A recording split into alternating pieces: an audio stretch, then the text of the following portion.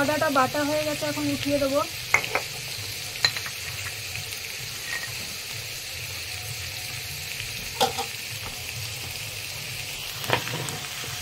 দিয়ে দেবো? হ্যাঁ দিয়ে দেবো।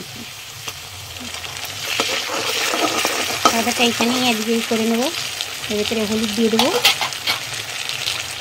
নুন দিও বেশি করে, একবারে হলুদ দেবো, খিচুড়িতে হলুদ দিইনি।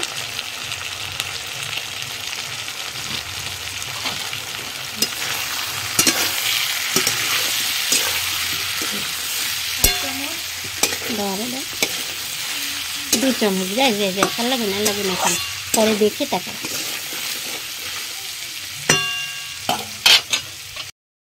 টমেটোগুলো ছেড়ে দিলাম।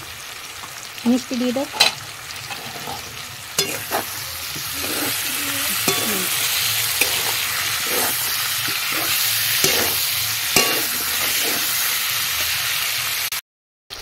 ধনে পাতাটা দিয়ে দিলাম।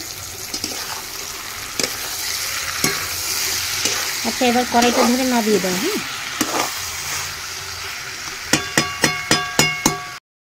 আচ্ছা, খিচুড়ির ভেতরে এখন এই যে সম্বারা দিয়ে তরকারিগুলো সব ঢেলে দেবে।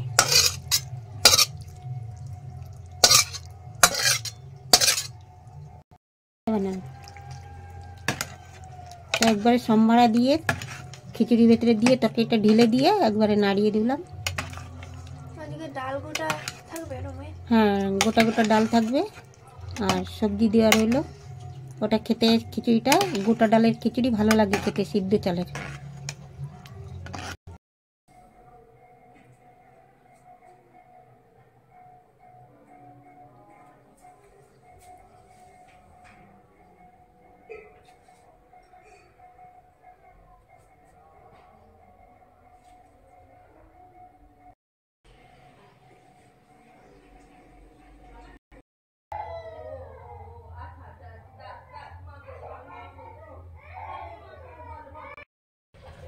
তো আমি এর ভেতরে একটু দেবো গরম মশলা, একটু ভাজা ধনে জিরের গুঁড়ো দিয়ে একটু নাড়িয়ে দিয়ে আমি একটু উঠিয়ে নেব ঠাকুরের জন্য। খিচুড়িটা আমার হয়ে গেছে।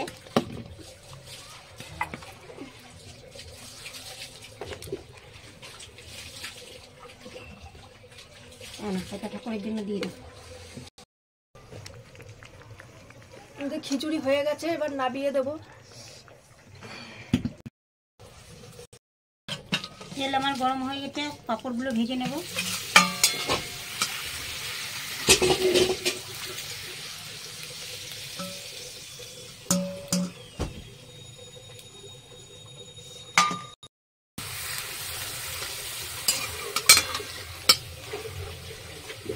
পাঁপড় ভাজা হয়ে গেছে, আর পাঁপড় ভাজবো না।